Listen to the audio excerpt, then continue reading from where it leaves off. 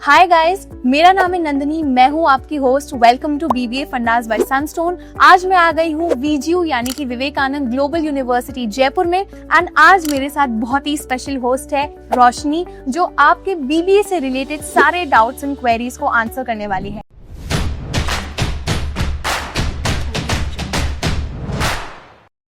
To get free career counseling, check the link in description box and pin the comment below. मेरा सबसे पहला सवाल आपसे ये है कि आप तो ह्यूमैनिटीज के स्टूडेंट थे एंड ह्यूमैनिटीज के बाद भी काफी सारी अपॉर्चुनिटीज है। आपने बीबीए कोर्स क्यों चूज किया? मतलब आप बीए कर सकते थे, आप इंग्लिश ऑनर्स, एंड इनफैक्ट आपने मुझे बताया था कि आपके पास पॉलिटिकल साइंस जैसे इंटरेस्टिंग सब्जेक्ट्स भी थी। तो why did you choose BBA and आप बीबीए में कैसे आ गए? एक्चुअली जब मैं 11-12 में थी, जब मैंने 11th में सब्जेक्ट चूज़ किया तो मुझे कोई आइडिया नहीं था फ्यूचर के बारे में। तो जब मैंने 12th का बोर्ड्स दे रही थी तब मैं एक काउंसलर के पास गई। Then he suggest me that तुम्हें बीबीए करना चाहिए। उन्होंने मेरी पर्सनैलिटी चेकअप किए, लाइक DMIT टेस्ट। तो उन्होंने मेरी पर्सनैलिटी को देख के ये बोला कि तुम्हें बीबीए में जाना चाहिए, उसमें जो तुम्हारी स्किल्स या फिर तुम्हारी जो पर्सनैलिटी है वो उसके हिसाब से सूट करती है। अच्छा, तो आपको मतलब थ्रू काउंसलिंग बीबीए कोर्स के बारे में पता चला एंड उसके बाद आपने मतलब खुद से कुछ रिसर्च किया, मतलब खुद से आपने जब हाँ बोला तो आपने बीबीए कोर्स को क्यों हाँ बोला? मैंने थोड़ी बहुत रिसर्च की थी एंड मुझे इंटरेस्टिंग तो लगा कि हाँ इसमें ना हमें मैनेजमेंट के बारे में, ऑर्गेनाइजेशन के बारे में पता लगेगा। वहाँ पे जो स्किल्स सीखेंगे हम, उससे हमारी पर्सनैलिटी एंड डेवलप तो होगी ऑफकोर्स। तो हमारे जो ओवरऑल हम बहुत डेवलप होंगे। ठीक है, तो मतलब आपका main reason BBA course choose करने का था कि आपको अपनी पर्सनालिटी डेवलपमेंट के लिए ये कोर्स परफेक्ट लग रहा था। तो Roshni, very interesting journey from humanities to BBA course and बहुत सारे हमारे जो ऑडियंस में ऐसे स्टूडेंट्स हैं जो आर्ट्स के स्टूडेंट्स हैं जिनको बीबीए कोर्स परस्यू करना है। तो उनके लिए मैं आपसे एक और सवाल पूछूंगी कि जब आपने आर्ट्स से बीबीए कोर्स में स्विच किया, तो क्योंकि आप फर्स्ट ईयर में हो, तो आपके लिए कोई सब्जेक्ट था जो चैलेंजिंग था? यस मैम, था ना। अकाउंट्स मुझे वो बिल्कुल समझ में नहीं आती थी।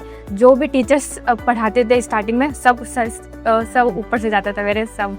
तो उसमें मैंने चैलेंज तो फेस किया था, लेकिन फिर जब मेरे को लगा कि हमें इसको थोड़ा करना चाहिए तो मैं घर में जाती थी, उसको अलग से पढ़ती थी।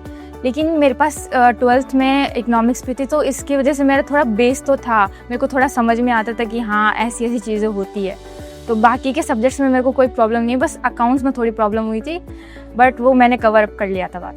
तो अकाउंट्स में जैसे आपने बताया कि आप घर जाके पढ़ाई करते थे, तो आप घर जाके मतलब कई यूट्यूब पे देखते थे, मतलब कोई कोर्स आपने किया, आप क्या करते थे? थोड़ा आप हमारे स्टूडेंट्स को कुछ थोड़ा यूट्यूब में देखती थी कि थोड़े जो क्रेडिट एंड डेबिट वाले जो चीज़ें होती है, टॉपिक्स जो थोड़े हार्ड वाले होते हैं, वो यूट्यूब पे जाके पढ़ती थी मैं।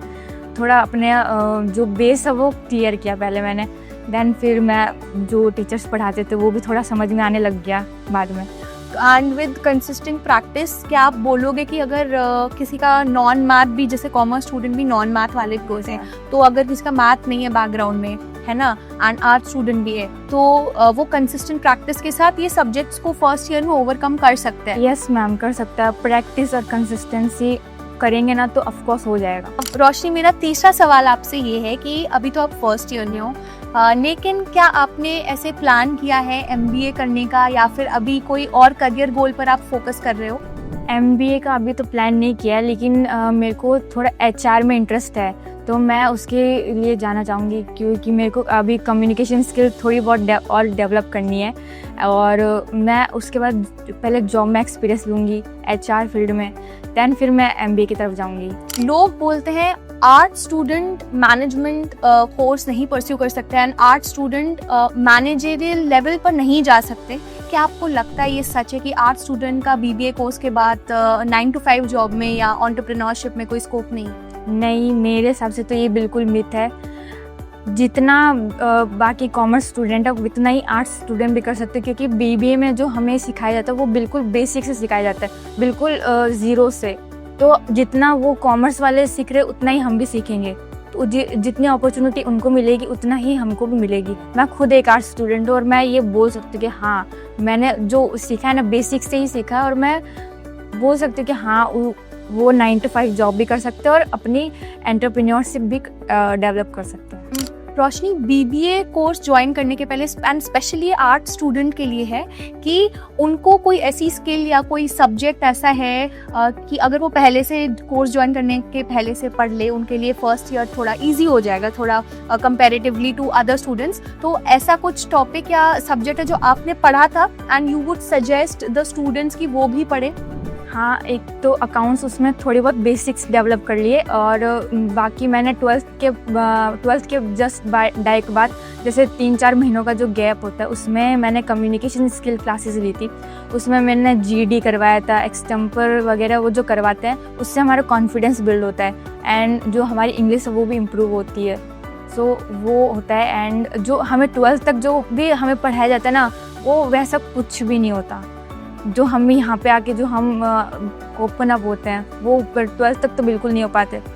तो उस जो 3 महीने का जो मैंने कोर्स लिया था उसमें हमें जो एक्सटेम्पर, जीडी, ग्रुप डिस्कशन और जो भी इंट्रोडक्शन, इंटरव्यूज़ प्रैक्टिस करवाई थी ना, उसकी वजह से मेरे में कॉन्फिडेंस आया और यहाँ पे आके मतलब मेरे को नया वो नहीं लगा कि ये न्यू थिंग है जो मैं कर रही हूँ। आप ऑलरेडी यूज टू हो गए थे जैसे, ठीक है। तो आई थिंक रोशनी का मतलब ये सजेशन है कि अगर आप एक आर्ट स्टूडेंट हो एंड आप बिजनेस मतलब स्कूल ज्वाइन कर रहे हो, बीबीए कोर्स ज्वाइन कर रहे हो, तो एक तो आप अकाउंट्स में मतलब नंबर रिलेटेड जो भी सब्जेक्ट है उस पर तो डेफिनेटली आप मेहनत करो।